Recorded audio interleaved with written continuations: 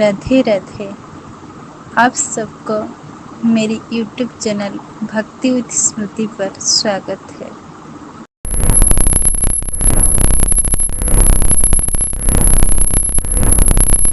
आज हम जानेंगे प्रेमानंद दास महाराज की प्रवचन बारे में। उन्होंने कहा कि कर्म क्या है, हमको हमारे जीवन में भगवान को प्राप्त करने के लिए कैसा कर्म करना चाहिए। आप जिस परिवार में जन्म लिए हैं तो उस परिवार के लोगों से आपका ऋण है, इसलिए उसी परिवार में आप आए हैं। और ऋणानुबंध उसको बिना चुकाए या बिना वसूल किए आप वहां से जाएंगे नहीं।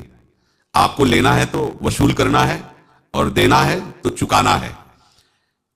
ये पूर्व के जन्मों से निश्चित किया गया है। जैसे किसी के यहां पुत्र हुआ, जन्म से ही पैसा खर्चा शुरू हुआ, बड़ा हुआ तो उद्दंडता के द्वारा मार पूरे परिवार को क्लेश पर क्लेश देता चला जा रहा है। ये तुम्हारे कर्म का फल है। या ऐसे शक्तिहीन बुद्धिहीन ऐसे पागल पूरे जीवन सेवा करो, तुमसे अपना हिसाब चुकाने के लिए वो आया है। अब परिवार के जो सदस्य जुड़े आके और पत्नी आते ही पूरी हृदय में आनंद, परिवार में आनंद और जीवन भर वो आनंद ही सुख देने के लिए उसका जन्म हुआ। वो अपना ऋणानुबंध मुक्त, और आते ही भयंकर क्लेश खड़ा कर दिया बीच में दीवार और झगड़ा वैसा, फिर अतरे दिन मारपीट शुरू, कलह अशांति, पूरा जीवन नर्क हिसाब करने आए। यहां ऋण चुकाए बिना कोई जा नहीं सकता, ऋण चुकाना पड़ेगा। किसी का ऋण वसूल करना है तो किसी को ऋण चुकाना है, दोनों काम करने होते हैं। अनेक जन्मों में अनेक लोगों के साथ हमने जो बर्ताव किए हैं, अच्छे या बुरे, वो होंगे। अब किसी आदमी को हम जानते नहीं, अचानक मिला, अचानक टक्कर लगाओ, मार पीट गाली गुत्ता सब कर दिया, चुपचाप सह लो। क्यों? ये आपका हिसाब है, पूर्व का हिसाब। हमारा उससे कोई द्वेष नहीं, कोई संकल्प नहीं। अचानक घटना घटी और हमसे द्वेष करने लगा, हमें पीटने लगा, हमें गालियां दे, ये हिसाब है, चुपचाप सह जाओ। अपने घर का भाई ही भारी दुश्मन बन गया और क्लेश, हिसाब है। एक प्रभुदत्त ब्रह्मचारी जी की वाणी में पढ़ा था, एक महात्मा जी भ्रमण करते थे तो उस समय असरफियां चलती थी, मोहरे असरफियां, तो उनको भेंट में देते लोग। तो या तो ठाकुर सेवा में लगे तत्काल या संत सेवा में तत्काल लगे, उसका संग्रह करके डोलना ये ठीक नहीं है बैरागी के लिए, सिद्धांत में ये ठीक नहीं है। तो जब 2, 4, 6, 8 ऐसे मोहरे हुई तो उन्होंने विचार किया कि और भ्रमण करके जब काफी मोहरे हो जाएंगे तो प्रयागराज में जब कुंभ पड़ता है, एक बार पूरे सब अखाड़े के संतों को, अलग अलग संप्रदाय सब संतों को बुलाएंगे और सबको खुआएंगे। अब साधु है तो यही विचार करेगा, और क्या विचार करेगा। तो उन्होंने एक ऐसे डंडा बनवाया, बेंत, जो ऊपर से चूड़ीदार और भीतर पोला, और मोहरे उसमें डालते गए और भ्रमण, जहां जहां श्रद्धालु भगत थे सबके यहां जाना और इच्छा रखना कि एक मोहर तो दे दे दक्षिणा में। कामना कोई भी हो वो बांधती ही है, ध्यान रखना। इसीलिए प्रभु जो चाहे वो करे, अपनी चाह नहीं रखनी चाहिए, अपनी चाह प्रभु की चाह में मिला देनी चाहिए। धीरे धीरे वो छड़ी भर गई, भ्रमण करने वाले महात्मा चूड़ी लगाई, इंतजार करते रहे। जब प्रयाग का कुंभ पड़ा तो चले। तो रास्ते में एक गांव में पूछा जाता है, जैसे कहीं लोगों की कोई श्रद्धालु ऐसा है जो संत सेवी है। तो कुछ लोगों ने बताया, हाँ एक परिवार है बहुत संत सेवी है और आपको मिलाते हैं उनसे। आइए महाराज, घर में रुका, खूब अच्छा हलवा पूड़ी पवाया, और जो घर के मालिक थे चरण दबाए। चरण दबाते दबाते उनकी दृष्टि पड़ी उस डंडे पे, इतना मोटा और ऊपर से कुछ चूड़ी सी भी नजर आ रही, इस डंडे में तो कोई रहस्य है ही है। अब महात्मा जी को खवा पिला के सुला दिया। महात्मा जी जब सो गए तो पत्नी से धीरे से कहा, वो डंडा लाओ बाबा जी का डंडा। वो चूड़ीदार जो ही खोला पलटाया तो सैकड़ों मोहरे। ऐसे संत रोज पधारे भगवान, तुम आनंद हो जाए फिर क्या। पत्नी से कहा, नाप के कंकड़ लाओ। वो तो महात्मा जी तो खाए खीर पूरी, आराम से सो रहे हो।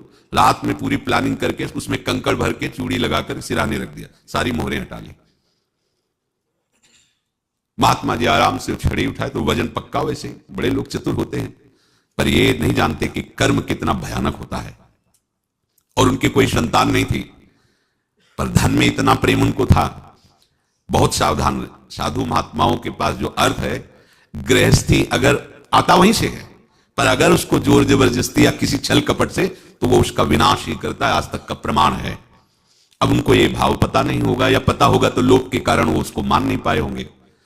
महात्मा जी गए प्रयाग में, किसी अखाड़े पर रुके और वहां प्रार्थना की कि कल जो है संपूर्ण अखाड़ों का निमंत्रण किया जाए और सब संतों को भोग पवाया जाए, उनको दक्षिणा भी दी जाए। महंत ने सोचा कि बहुत बड़ा है तो उत्सव है, क्योंकि प्रयाग में कितने हजारों संत महात्मा सब। तो उनका महाराज बोरो इसमें चीनी और तीनों घी लगेगा, सब व्यवस्था। बोले आप मंगाइए। हम सबको पता है कि भगवान श्री कृष्ण ने अर्जुन को बताया था कि मनुष्य को अपने कर्म का फल अवश्य मिलता है। जो व्यक्ति निस्वार्थात्मक बुद्धि के साथ साथ ईश्वर को प्राप्त करने के लिए कर्म करता है, उसे ही कर्म कहते हैं। कर्म के बंधन में वो जाने के कारण मनुष्य जन्म जन्मांतर के चक्रव्यूह में फंसा रहता है। कर्म की ही पूजा मान ले और फल की भगवान की इच्छा पर छोड़ दे। हमको एक एक हिसाब हम करेंगे, हमारे पास सब व्यवस्था है। बोले कुछ तो पहले दे दो, इकट्ठे देंगे हम। उनको था कि अगर हम छड़ी खोला और 2-4 मोहरे दी, किसी को पता लग गया तो गड़बड़ हो सकती। बोले हम भंडारे के समय आखिरी में सब कुछ आपको दे देंगे। ठीक है, वो अपने पास से पैसे लगाकर खूब जितना सामग्री सब लाए, लाखों की, और सब संतों को निमंत्रण कर दिया। संत जन निमंत्रित हो गए, भंडारा बन रहा है। तब वहां के महंत है, उनका देखो भंडारा भी बन रहा है, संतों को निमंत्रण। अब आप अर्थ की व्यवस्था कीजिए, क्योंकि इतनी बड़ी हमारी सामर्थ्य नहीं थी जितना हमने किसी तरह हमने व्यवस्था की। अब मुझे अर्थ चाहिए, तभी आगे की व्यवस्था बढ़ेगी। संतों को दक्षिणा देंगे और जिनसे अर्थ लिया उनको दे। देखो रसोई बन गई सब। उनका छत में विश्वास नहीं तो यह भी चूड़ी खोली। उनको तो था ना कि मोहरे हैं कंकड़। तो जैसे कितना उनको सदमा लगा होगा, हजारों संतों का निमंत्रण, रसोई बन, संत हो के छल कपट। तो उनका महाराज आपने तो हमारा नाश कर दिया, जो महंत थे। अब बताओ रसोई बन गई, संत निमंत्रित हो गए, और आप ये कंकड़ दिखा रहे हैं हमको। आपने तो हमें बर्बाद कर दिया, हमारी इतनी सामर्थ्य नहीं थी, आप पहले बता देते। संत होकर ऐसा छल कपट।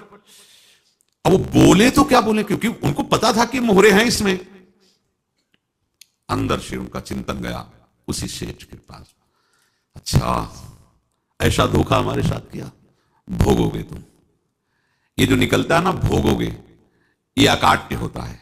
क्योंकि किसी का भी हृदय, मान लो किसी भी जीव जंतु को आप कष्ट दें और उसका हृदय आह भर जाए, तो वो आह वज्र की लेखित में भोगना पड़ेगा। वो देखो भीष्म जी को भोगना पड़ रहा है। सांप को ऐसे धनुष के नोक से उठाया और बंबूल के कांटों के ऊपर फेंक दिया, कई दिन तक छेदा हुआ, वो आह भर करके मरा। तो आपको 6 महीने बाणों की सैया पर आह किसी की ना लेना जिंदगी में। कोई ऐसा कहा, कोई आह भर करके कह दिया तुम समर्थ हो, हम तो कुछ कर नहीं सकते, और अंदर से दुखी, फिर तुम्हारी सामर्थ्य काम नहीं करेगी, मिट्टी में मिला देगी। फिर ये तो संत थे, और भगवत आराधना के लिए, संत आराधना के लिए ही ऐसा किए हुए थे। अब इनका कैसे मुंह दिखाएं, अब क्या करें। सुबह संत जन आएंगे, सबके बीच में हमारी कि देखो इन्होंने, अब क्या करें। गए और संगम में जाके छलांग लगाई, अपने प्राण त्याग दिए। अब उनकी तो पास मोहरे थी और व्यापार बढ़ा, और 9-10 महीने बाद ही लड़का हुआ। अब तो उनको कि संत फलीभूत हो गया। देखो व्यापार चल रहा, लड़का नहीं होता था, लड़का भी हो गया। बड़ा आनंद छा रहा है। जब से वो प्रकट हुए और धन की वृद्धि शुरू हो गई, पढ़ाई लिखाई में उनके खर्चा हुआ सब, बस बीमारी शुरू हो गई उनके शरीर में। अब उसमें पैसा जाना शुरू हुआ। इतने आसक्त वो दोनों हो गए कि कुछ भी हो, व्यापार ठप, संपत्ति बेचना शुरू। तो उन्होंने कहा कि बेटा मैं क्या कर सकता हूं तुम्हारे लिए। बोले हमारी अंतिम इच्छा है प्रयाग चलो, और जितने प्रयाग में संत महात्मा सबको एक बार भंडारा करवाओ, हमारी इच्छा अंतिम है। क्योंकि अंतिम यही इच्छा थी। बोले अब ज्यादा संपत्ति तो नहीं रह गई। तो बोले घर बेच दो, मेरे लिए ही तो है, बेच दो। मुझे लगता है मैं बचूंगा नहीं, पर मेरी अंतिम इच्छा पूर्ण कर दो। घर बेच दिया, जेवर बेच दी। वहां गए, जब संत सेवा की तो बोले मुझे संगम तक ले चलो। संगम तक ले गए और बोले समझे तुम चुराए थे और हमने उसको छीना है, कुछ नहीं रह गया तेरे पास कुछ। अब केवल ममता और आसक्ति में जलकर मर और नरक प्राप्त कर। मैं वही महात्मा हूं जिसकी तूने मोहरे ली थी, शरीर छोड़ दिया। महात्मा को जन्म लेना पड़ा और इनको दुर्गति भोगनी पड़ी। ऋणानुबंध होश में। ऐसा नहीं कि आप जो कर रहे हैं कोई देख नहीं रहा, कोई हिसाब किताब नहीं। जो कर रहे हैं अवश्य में भोक्तव्यम, बहुत सावधान। अनेक जन्मों में अनेक लोगों से जो कुछ लिया दिया है, इस लेने देने को मिटा देने के बाद ही तुम मुक्त हो गए। इसीलिए एक उपाय है, लेना न देना मगन रहना। क्या? मालिक को समर्पित हो जाओ, मालिक को अपना माना हुआ समर्पित कर दो, खत्म।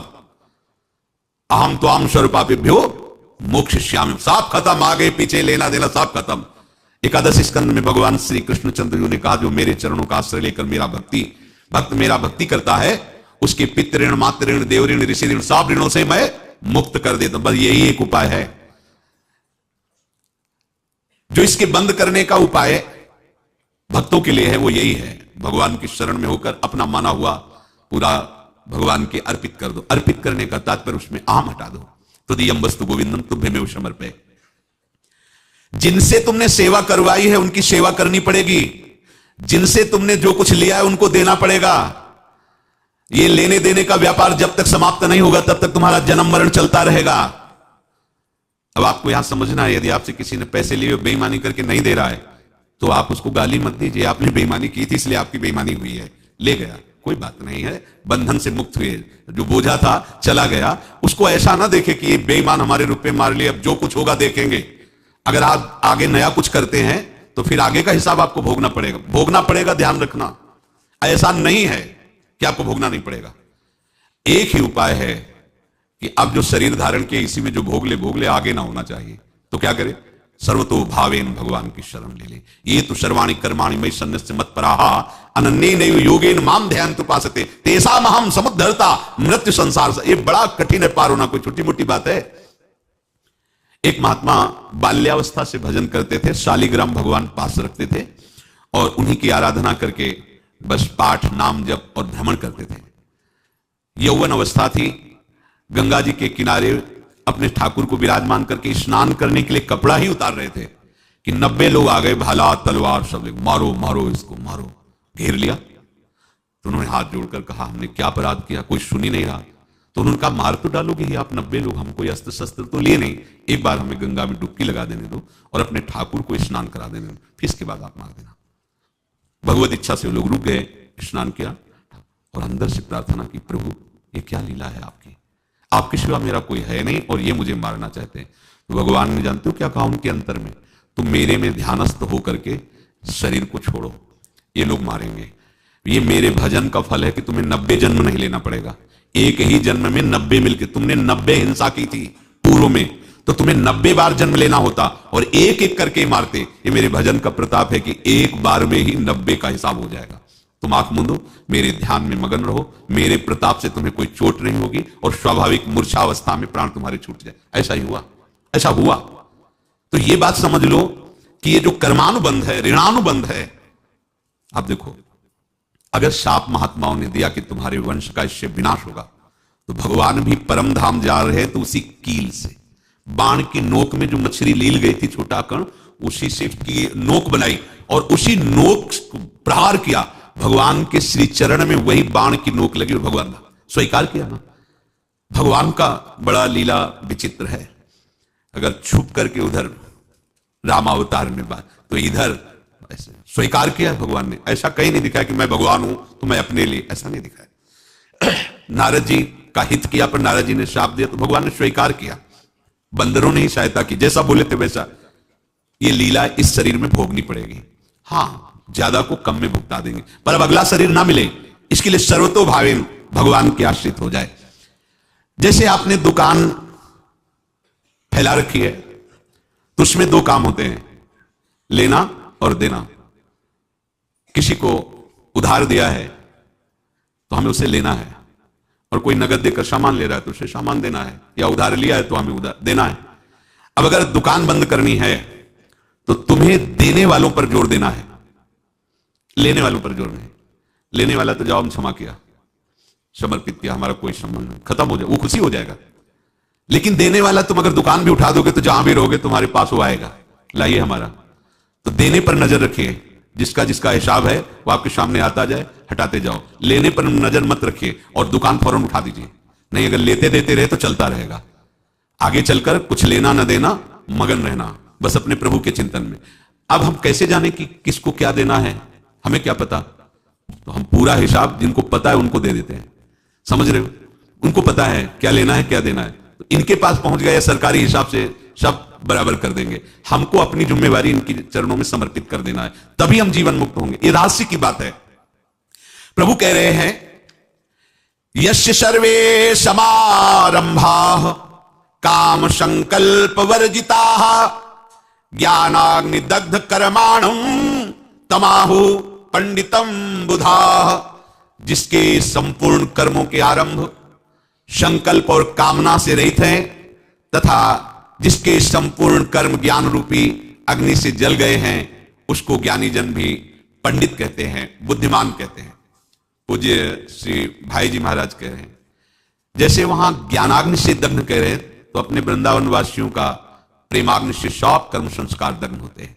जिस समय आपके हृदय में भगवत प्रेम का प्रादुर्भाव होगा तो लेश मात्र कभी तुम्हें दुख नहीं भोगना पड़ेगा।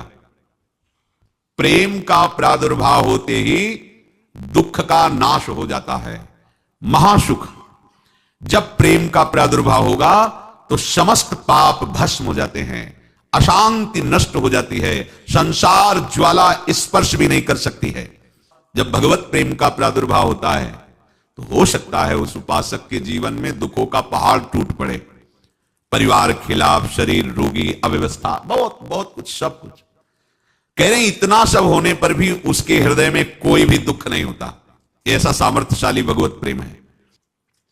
भगवान के चरणारविंद का जिसके हृदय में प्रेम है, भारी से भारी दुख भी उनको विचलित नहीं कर सकता। हमको ये सीखने को मिला कि हम कर्मफल के बंधन से मुक्त होकर कर्म करना चाहिए। कर्मफल का चिंता से हम अपने कर्तव्य को नहीं निभा पाते हैं और फल की अपेक्षा कर अपने कर्तव्य का भूल जाते हैं। हमें कर्म करना चाहिए लेकिन फल की चिंता नहीं करनी चाहिए। यह इसीलिए है कि क्योंकि हम अपनी कर्मफल के बारे में पूर्वानुमान लगा सकते हैं लेकिन फल निश्चित नहीं होता है। इसलिए फल की चिंता करना निरर्थक है और उससे हमें अत्यधिक चिंता और तनाव का सामना करना पड़ता है। वीडियोज अच्छा लगा तो प्लीज़ चैनल को सब्सक्राइब करना ना भूलें। राधे राधे।